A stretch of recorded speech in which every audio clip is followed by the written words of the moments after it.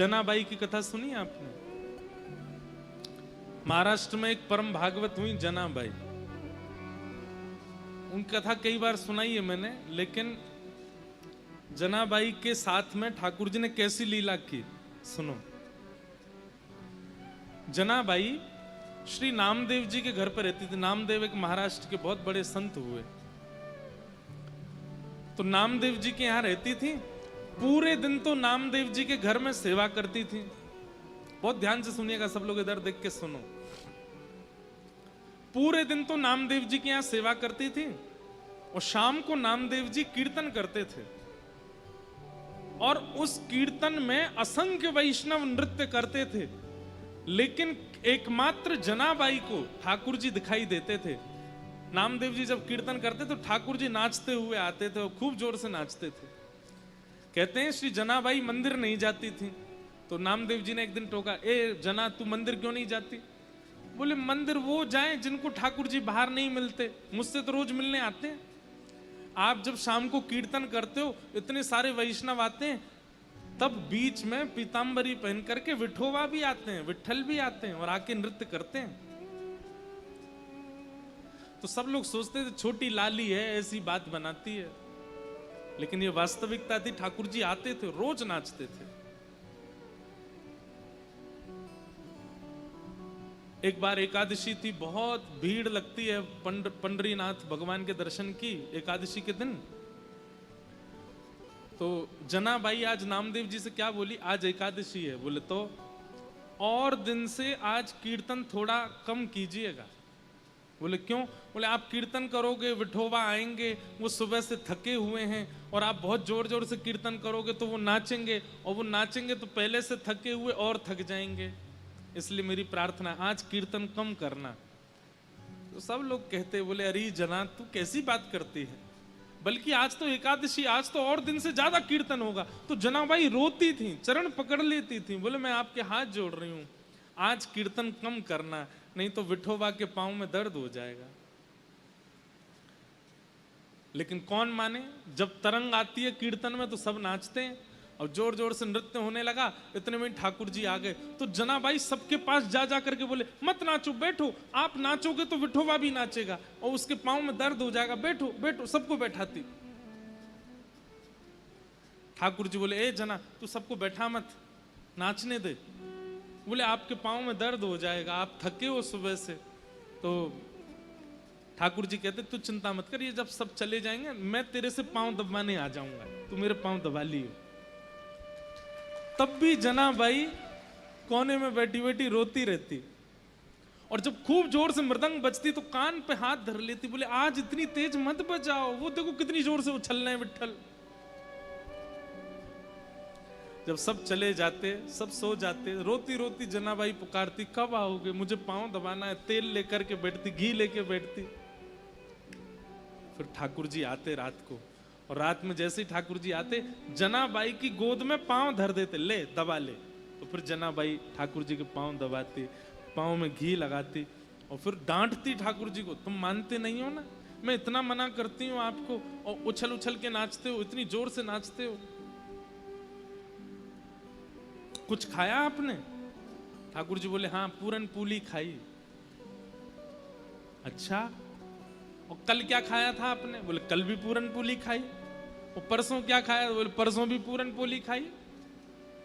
जनाबाई बोली रोज पूरन पोली खाते हो? बोले मंदिर में यही बनता है, रोज एक सा ही प्रसाद बनता है। तो जनाबाई बोली मैं कुछ और बना के खिलाऊं? तो ठाकुर जी बोले बनाओ। तो जनाबाई बनाने लगी। ठाकुर जी बैठे थे तो जनाबाई बोली बैठने आए हो बस, मेरे छोटे छोटे हाथ हैं, मैं भी तो थक रही हूँ, चलो आओ मेरे साथ बनवाओ। तो ठाकुर जी सब्जी अमनिया कर रहे थे जनाबाई के साथ। ऐसी लीला करते। अब यहां क्या दिख रहा है आप लोगों को? अनुकूलता। ठाकुर जी अनुकूलता दे रहे हैं, लेकिन ऐसा हो ही नहीं सकता कि ठाकुर जी किसी को मिले और प्रतिकूलता ना आवे। एक दिन जनाबाई चक्की पीस रही थी, इतने में ठाकुर जी आ गए, और ठाकुर जी आकर के बोले ए जना सुन। बोले हाँ, तेरा मुझे पद बहुत अच्छा लगता है, तू पद बहुत अच्छा गाती, चल मुझे पद सुना दे। तो जनाबाई पद गा रही थी। अब पद तो मुझे याद नहीं, महाराष्ट्र मराठी भाषा का पद है, लेकिन बहुत प्यारा पद है। तो ठाकुर जी जनाबाई ऐसे चक्की चला रही है और पद गा रही है, और ठाकुर जी ऐसे हाथ की टेक लगा करके बढ़िया प्रेम से सुन रहे थे जनाबाई को। धीरे से बीच में ठाकुर जी उठे, बोले ये चक्की पीसना बंद कर, इसकी घर घर आवाज आ रही है ना, तो मुझे तेरे स्वर सुनाई नहीं दे रहे, इसको मत पीसे। तो जनाबाई बोली काम कैसे छोड़ दूंगी, काम तो पूरा करना पड़ेगा ना, और इतना ही तुमको सुनने का मन है, चलो हाथ लगाओ, तुम पीसो, मैं सुनाती हूँ। ठाकुर जी बोले ठीक है मैं पीसता हूँ। ठाकुर जी पीसने बैठे चक्की, बोले तू गा के सुना। सब लोग इधर देखो, विशेष रूप से वीवीआईपी वाले, आगे वाले, आप लोग ही बहुत डिस्टर्ब करते हो, इधर देखो। ठाकुर जी चक्की चला रहे हैं, जनाबाई गा रही है। अब गाते गाते जना क्या हुआ, ठाकुर जी इतने आभूषण पहन के गए थे, वो आभूषण चक्की से टकरा रहे थे, तो उनमें से आवाज आ रही थी। तो जनाबाई नहीं गा पा रही थी, तो जनाबाई बोली मैंने चक्की छोड़ी तो क्या आप भी कम हल्ला नहीं कर रहे, इतना सारा गहना पहन के आते हो, छम छम छम छम आवाज करते हैं ये सब, इनको उतार दो। तो ठाकुर जी ने सारे गहने उतार करके वहीं धर दिए और प्रेम से चक्की पीसने लगे, जनाबाई गाने लगी। सुनते सुनते पद इतने में ही मंगला के घंटे घड़ियाल बजने लगे मंदिर में। ठाकुर जी तुरंत उठे, अरे जना मंगला का समय हो गया, मैं दौड़ के जाता हूं, मंदिर में पुजारी आ जाएंगे। और ठाकुर जी दौड़ करके गए और मंदिर में जाके ठाड़े हो गए। लेकिन रात में जो गहने पहने थे वो वहीं छोड़े आए जनाबाई के। कपाट जैसे सुबह खुले तो ठाकुर जी के श्री अंग पर एक भी गहना नहीं था। और जब वो गहने नहीं मिले, और गहने तो छोड़ आए, ऊपर से एक गलती और करके आए ठाकुर जी। क्या? ठाकुर जी बोले अगर मैं ऐसे जाऊंगा तो सब पुजारी पहचान जाएंगे। जनाबाई एक काम कर, अपनी सॉल दे दे मुझे। तो जनाबाई की सॉल लपेट के और गए। मंदिर में जैसे ही पहुंचे, कपाट खुले, पुजारियों ने जैसे ही देखा ठाकुर जी को, पहले देखा आभूषण कहां गए, ठाकुर जी के आभूषण कौन चोरी कर ले गया। इतने में ही नामदेव जी मंगला का दर्शन करने आए थे, तो मंदिर में हलचल हो रही थी। नामदेव जी बोले क्या हो गया? बोले ठाकुर जी के आभूषण नहीं मिल रहे हैं, कोई चोरी कर ले गया है। तो जैसे ही देखने गए तो आभूषण नहीं देखे, तो वो बोले लेकिन ये सॉल मैंने कहीं देखी है, ये सॉल तो देखी देखी लग रही है, क्योंकि नामदेव जी के घर में जो काम करती जनाबाई उसी की सॉल थी। अचानक से अरे ये तो जनाबाई की सॉल है। पुजारियों ने जैसे सुना जनाबाई की सॉल, बोले महाराज क्षमा कीजिएगा, आपकी जना ही आई है और आकर के सब चोरी करके चली गई है ठाकुर जी का, हम उसे छोड़ेंगे नहीं। जनाबाई यहाँ चक्की पीस के सारा आटा इकट्ठा कर रही थी। इतने में ही सब पंडा पुजारी पहुंच गए और जनाबाई से जाके बोले ए जना, तेने ठाकुर जी के आभूषण चुराए?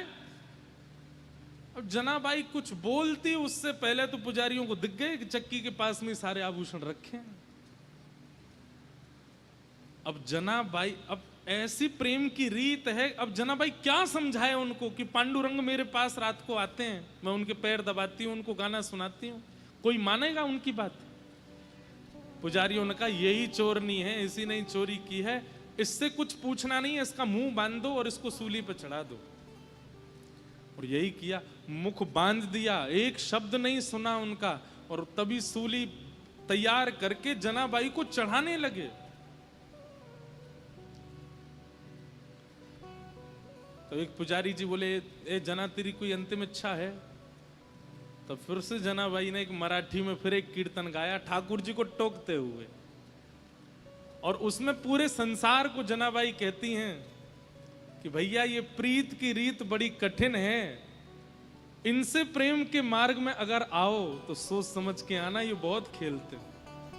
आज मैं ऐसी स्थिति में लाके खड़ी कर दी हूं, कहां रात में आ करके मेरे साथ में खेलते हैं, मेरे साथ भोजन करते हैं, मेरे पद सुनते हैं, और अब मुझ पर ही चोरी का इल्जाम लगा के सूली पे चढ़वा रहे हैं, और खुद मंदिर में अपनी पूजा करवा रहे हैं, देखने तक नहीं आ रहे मेरी ओर। अरे संसार के लोगों, वैसे प्रेम करना हो तो इनसे ही करना, लेकिन इनसे प्रेम करो तो बड़े सोच समझ के करना, ये खेलते बहुत है। ये उस मराठी पद का ये भाव है। और जनाबाई सब पुजारियों के आगे बोली, मैं सफाई नहीं देना चाहती, मैं क्या बताऊं आपको कि मेरे साथ क्या हुआ। मैं बस उन स्मृतियों को हृदय में धारण कर लेती हूं जो पांडुरंग ने मुझे दिए हैं, और उनके साथ में जाना मंजूर समझूंगी। और सूली पर चढ़ा दिया। जैसे ही सूली उनके गले में लटकाई और पीछे से उसको कस करके बस खींचने ही वाले थे, इतने में ही पांडुरंग भगवान क्रोधित हो गए, और जो सूली का जो फंदा था वो तुरंत रस्सी से जल बन गया, पानी बन गया, और पानी बन करके अदृश्य हो गया। जैसे ही अदृश्य हुआ, श्री नामदेव जी महाराज तुरंत पहुंचे। उन्होंने जाकर के सब पुजारियों से कहा, बोले पांडुरंग भगवान बड़े क्रोध में हैं, मंदिर में भी बड़े क्रोध में दिखाई दे रहे हैं, वे जनाबाई को ये दंड नहीं दिलवाना चाहते, निश्चित ही कोई अंतरंग लीला है। अरे इतने इतने घेराबंदी में ठाकुर जी रहते हैं, ये छोटी सी लाली कैसे चली जाएगी अंदर, तुमने सोचा? अरे तो ये आभूषण यहां कैसे आ गए? बोले तुम ये सोच सकते हो कि ये छोटी सी बालिका ताला तोड़ के भीतर जा सकती है, ये क्यों नहीं सोच सकते कि वो परब्रह्म भगवान इसके पास आए होंगे और अपने आभूषण छोड़ के चले गए होंगे? ये विचार क्यों नहीं करते हो? लेकिन बंधुओं, उसके बाद जनाबाई बड़ी हताश सी हो गई। सबने क्षमा मांगी, लेकिन जनाबाई बोली नहीं, अब पांडुरंग मुझे बुला रहे हैं और मैं जा रही हूं।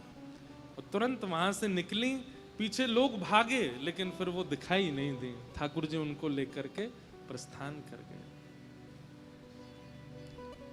तो भैया ये सावधानी रखना कि ठाकुर जी प्रेम में केवल अनुकूलता देते हैं तो ही आप प्रेम करो, नहीं, ठाकुर जी प्रतिकूलता भी देते हैं, और आपको दोनों सहने के लिए तैयार रहना पड़ेगा, दोनों में अपने आप को तैयार रखना पड़ेगा। ठाकुर जी जैसी स्थिति दें वो सब स्वीकार करो।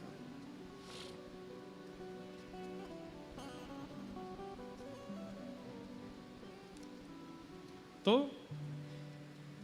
अहैतुक्य प्रतिहता ययात्मा संप्रशीदति, ठाकुर जी के प्रति अहैतुकी भक्ति, यानी कि किसी भी परिस्थिति में विच्छिन्न न होने वाली भक्ति को कहते हैं अहेतुकी भक्ति। चाहे जो हो जाए जीवन में, पर ठाकुर जी के प्रति जो प्रेम है, ठाकुर जी के प्रति जो भाव है, वो कभी टूटे ना, कभी छूटे ना। इसी को प्रेम कहते हैं। सूत जी महाराज कहते हैं कि धर्म स्वनिष्ठितः पुंसाम विश्वक्सेन कथासुया नोत्पादये दधिरतिम श्रम वही केवलम। बहुत अच्छी बात है। हमारे द्वारा किए गए व्रत अनुष्ठान नियम, उनको ठाकुर जी ने स्वीकार किया है, इसका प्रमाण क्या है? आप जो कुछ भी अपने जीवन में साधन करते हो, उस साधन को ठाकुर जी स्वीकार करते हैं, इसका प्रमाण क्या है? तब यहां सूत जी महाराज कह रहे हैं, जहां कहीं भी ठाकुर जी की मंगल कथा चल रही हो, वहां जाके बैठना और बैठ करके अनुभव करना। यदि आपका मन लगे, यदि आपका सत्संग सुनने में भाव आने लगे, आपके नेत्र सजल होने लग जाएं, और समय पूरा होने पर ऐसा लगने लगे अरे इतनी जल्दी समय पूर्ण क्यों हो गया, यदि ऐसी भावनाएं आपके चित्त में सत्संग सुनते सुनते प्रकट होने लग जाए, तो समझो ठाकुर जी आपसे प्रसन्न हैं। लेकिन सत्संग में जाकर के भी यही लग रहा है कि बस कब पूर्ण हो, कब चलें, कब जाएं, अब गर्मी लग रही है, कब निकलेंगे यहाँ से, बाहर प्रसाद क्या मिलेगा, क्या, इस प्रकार की भावना यदि आ रही हैं, तो समझो ठाकुर जी आपके साधन से प्रिय नहीं है, प्रसन्न। और ये मैं नहीं कह रहा हूँ, सूत जी कह रहे हैं। कई लोग कह सकते हैं आप कथा करते हो इसलिए बोल रहे हो आप,